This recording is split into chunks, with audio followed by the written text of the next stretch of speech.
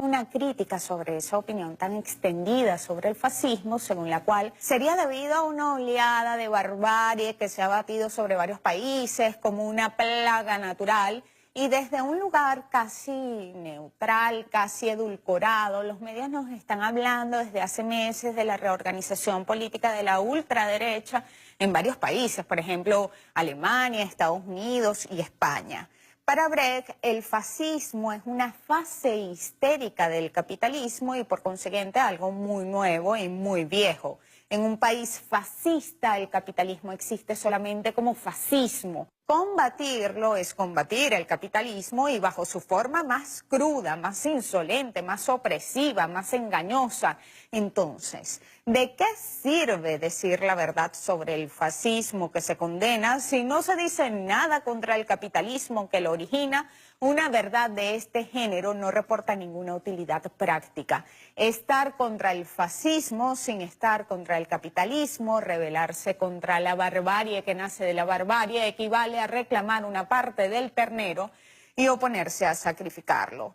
Brecht explica que el fascismo no es una plaga que se origina por la naturaleza del hombre. El que quiera describir el fascismo y la guerra, grandes desgracias, pero no calamidades naturales, debe hablar un lenguaje práctico.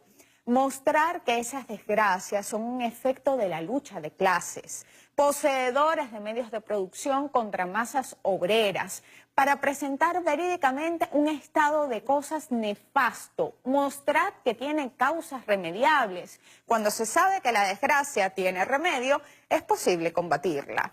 Después de la desintegración de la Unión Soviética, al socialismo pues se le daba por muerto. Los intereses imperiales hicieron ingentes esfuerzos para responsabilizarla de todos los males del mundo. Y Francis Fukuyama escribía sobre el fin de la historia y decía: lo que podemos estar presenciando es el punto final de la evolución ideológica de la humanidad y la universalización del liberal occidental. En el año 2006 aceptó haber depositado sus esperanzas en algo que estaba muy lejos de ser lo que él creía. Hace pocos días Fukuyama reconocía que las democracias liberales ni siquiera intentan definir qué es una buena vida, se deja de lado a los individuos que se sienten alienados, sin propósitos. Al ser cuestionado sobre si debería regresar el socialismo, contestó: si te refieres a programas redistributivos que intentan corregir este gran desequilibrio tanto en los ingresos como en la riqueza que ha surgido, sí creo que no solamente puede regresar, sino que también debería regresar. Este periodo extendido que comenzó con Reagan y Thatcher, en el que se impusieron ciertas ideas sobre los beneficios de los mercados no regulados, tuvo un efecto desastroso en muchos aspectos. Dijo Ahmadinejad alguna vez que Hugo Chávez no era una persona física, sino una cultura, un camino, un sendero, un plan para salvar a la humanidad. Y él lo es, efectivamente. Chávez es el hombre que derrotó la filosofía de la posmodernidad como sustento filosófico del neoliberalismo y construyó una nueva conciencia empática, social, para demostrar que un mundo mejor no solamente es posible, sino que es posible bajo un modelo distinto al capitalismo. Sin Chávez, el de reflexión que estamos viviendo a nivel mundial, de dignidad humana, incluso de participación social o internacionalismo, no sería posible. Chávez rescató el socialismo y demostró su viabilidad, pero no solamente eso, sino su urgencia. Chávez no solo ha sido absuelto por la historia, sino reivindicado. Él es el faro universal para rescatar a este mundo del fascismo. Durante años se ha blanqueado la imagen de las corporaciones y de los líderes que apoyaron al fascismo europeo. En la actualidad, la ideología fascista responde a los mismos intereses y tiene los mismos propósitos. Los discursos políticos de la ultraderecha dejan colar con desparpajo y descaro sus impulsos carniceros. Un ejemplo de ello en nuestro continente es el candidato presidencial brasileño Jair Bolsonaro. Justo después de obtener el 46% de los votos en la primera ronda, se registró un impulso también de las acciones de las empresas brasileñas en Wall Street y la moneda nacional con respecto al dólar.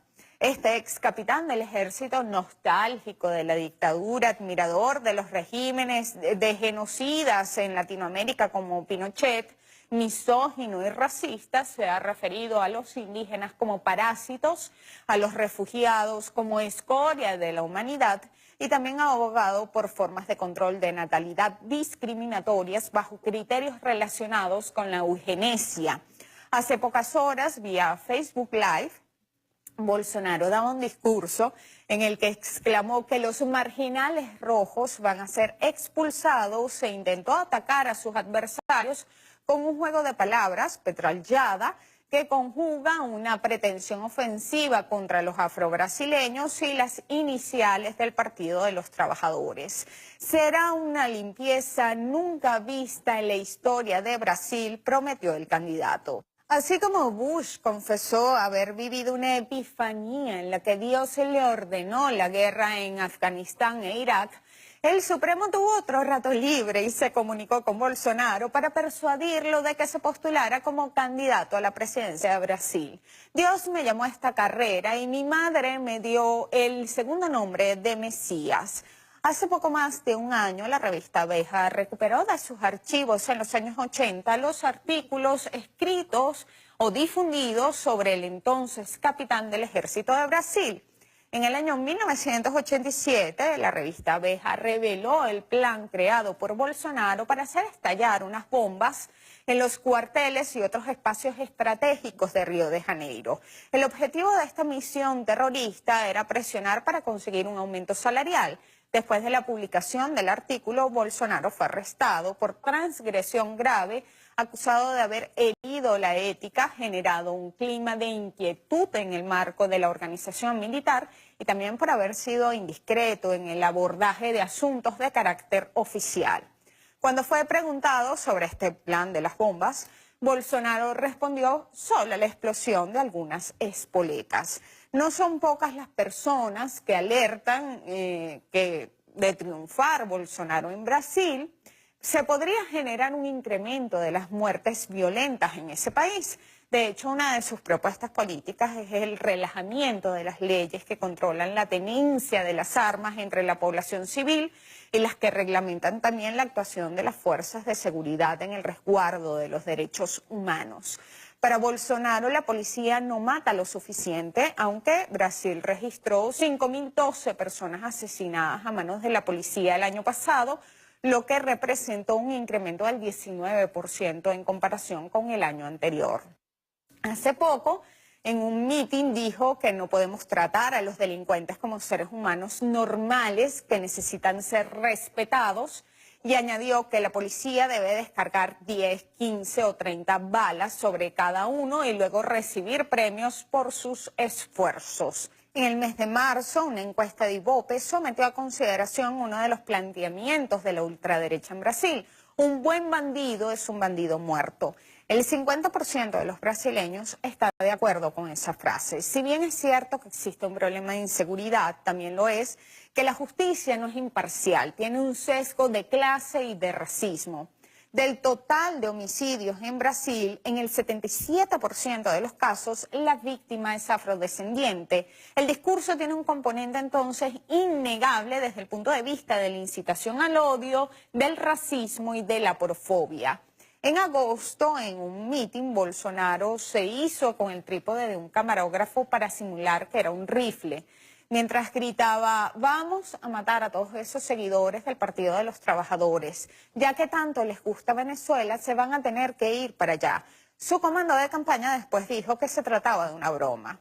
La promesa electoral es que muchas personas van a morir o serán torturadas. Si él triunfa y se convierte en presidente de Brasil, estamos hablando de un sufragio en el que la mayoría de los brasileños habrá apostado por un hombre que se ha manifestado a favor del genocidio y de la tortura. En 1999 manifestó su interés por transformar a su país a través de una guerra civil que lo fragmentara. Invitaba entonces a hacer lo que, según él, el régimen militar no hizo, matar a unas 30.000 personas. La revista Foreign Policy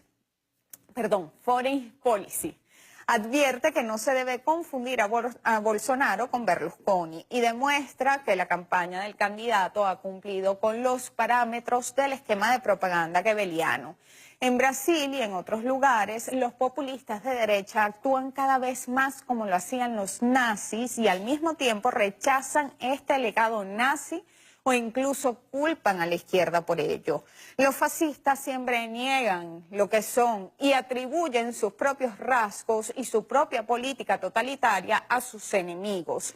Olvidan intencionalmente que el fascismo se refería a la lucha contra el socialismo y también al liberalismo constitucional, al tiempo que desplazaba las preocupaciones por la justicia social y la lucha de clases y las reemplazaba por la agresión nacionalista e imperialista. En la dictadura de Temer ya hay crímenes impunes, tanto en el marco judicial como en el social. Por ejemplo, podríamos recordar el caso de la líder feminista y afrobrasileña Marielle Franco, cuyo caso continúa sin resolución. Un candidato que destrozó una placa en homenaje a Marielle fue el más votado en su región en las pasadas elecciones del 7 de octubre. De hecho, muchos de los que ganaron en la pasada jornada electoral lo hicieron reivindicando el golpe parlamentario contra Dilma y empiezan a perfilar un discurso político y de propaganda orientado por ultraneoliberales. Citamos a CELAC, el elemento común de este nuevo grupo que pasa a ocupar una buena porción de la escena política del país, integrado, entre otros, por Yanaina Bajoal, una de las redactoras del pedido de juicio político, el ex senador y ahora electo gobernador y terrateniente denunciado por trabajo esclavo, Ronaldo Caiado, entre otros, es que incorporan a sus discursos políticos la necesidad de una refundación nacional como condición y resultante de una expansión inmediata de los principios del libre mercado. Durante mucho tiempo Bolsonaro evitó hablar de economía y pronto se confesó ignorante de la materia, razón por la que ha decidido delegar el tema a sus asesores. Lucía Converti nos orienta. Paulo Guedes será, de ganar la presidencia de Brasil, Bolsonaro, el superministro de Economía. Su formación en la escuela de Chicago junto a Milton Friedman lo referencia con los Chicago Boys, que armaron el plan económico de Pinochet y condujeron la cartera económica de Argentina a la crisis del 2001 de la mano de Domingo Cavallo. Alejado de la política pública, Guedes se enriqueció gracias a la especulación financiera, creó el Banco de Pactual y fundó un think tank, Milenio, que promueve las ideas liberales. Es socio de Bozano Investimentos y docente universitario. Algunas propuestas que ha hecho públicamente parte de la privatización de las empresas, reducir el Estado y disminuir los impuestos a los grandes capitales y herencias. En cuanto a la política exterior, Bolsonaro propone eliminar la actual ley de inmigración, trasladar la Embajada de Brasil de Tel Aviv a Jerusalén, reducir las alícuotas para la importación, abandonar el Acuerdo de París de protección al ambiente y probablemente retirar a Brasil de la ONU porque es una reunión de comunistas. Su política exterior parece diseñada por Trump y es que existen grandes empatías. En un acto de campaña en Miami sustituyó la bandera brasileña por las barras y las estrellas norteamericanas. No en balde, el líder del Ku Klux Klan, David Duke, manifestó su apoyo a las propuestas del candidato Bolsonaro y afirmó que representan los valores de su organización. Iroel Sánchez explica, una alianza de banqueros militares, jueces y medios de comunicación le ha abierto a Bolsonaro el camino a la presidencia. Si se mira con atención, son los mismos sectores que los gobiernos del Partido de los Trabajadores se esmeraron en no molestar, especialmente durante el segundo mandato de Lula, cuando contó con altísima popularidad y que sin embargo no utilizó para realizar una reforma a fondo del sistema político, mediático y económico brasileño que emergió intacto a pasarle las cuentas a él y a Dilma Rousseff tras derrocar con un golpe parlamentario a esta última, cuando los precios del petróleo y otras materias primas impidieron mantener la amplitud de los programas sociales inaugurados por el petismo sin entrar en contradicción con los intereses de la minoría que nunca entregó el verdadero poder. Mientras ellos reinciden en el odio y la violencia, nosotros reincidimos en el amor y la esperanza. Hasta un nuevo clic.